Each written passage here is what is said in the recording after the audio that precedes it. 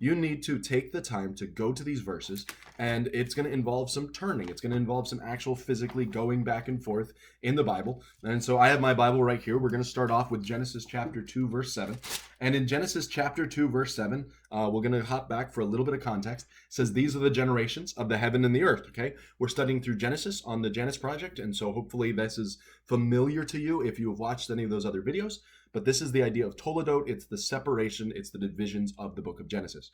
So Genesis should not be divided by chapter, should be divided by toledot, because that's how this thing is split up. So in Genesis chapter 2, verse 4, that's the start of a toledot.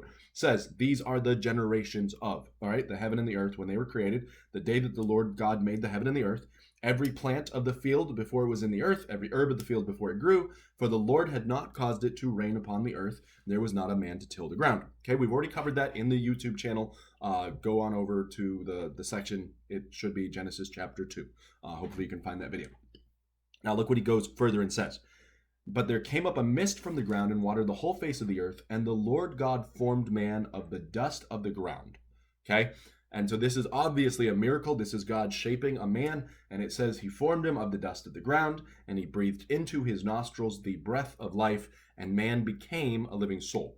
So this is why personally I believe it's not so much that man has a soul. I believe man is a soul, and so it's a soul, like an embodied soul, okay? And so man, it says here, he became a living soul, okay? And the Lord planted a garden eastward in Eden, and he put the man that he had formed, and out of the ground God made to grow every tree that is pleasant to the sight and good for food, and the tree of life in the midst of the garden, and the tree of knowledge of good and evil. All right. Now, when someone says things like life begins at birth, well, okay, this was not a birth in the normal sense. That's not what this is. It's saying, first man, God breathed into his nostrils the breath of life. And so this one, and I don't know if it came from a commentary or just a cynical thing, someone actually used this verse to say life begins at birth. No. It's just, that's not what this verse is saying. It's saying in the case of Adam, his life began the moment God breathed into that pile of dirt a living soul. Okay? Man became a living soul at that point and then began to pass life down.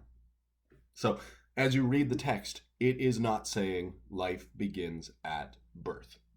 Okay, so I don't know what else you can say here other than that's not at all what that verse says. Now, as you look, David has an unborn child, and that unborn child is going to die. It's kind of hard for that child to die if it was never alive. That child was there in the womb. They were talking about that child like it was there and alive, even though it hadn't been born yet.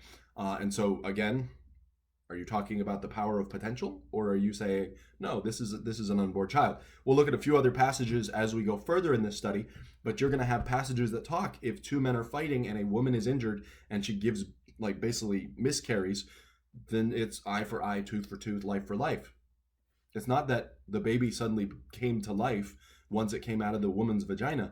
It's saying that baby got killed in the womb because you guys were fighting around her. You killed that baby in the womb, and it was stillborn. At least how it plainly reads. But again, you can't use a verse like this to say life begins at birth. All right?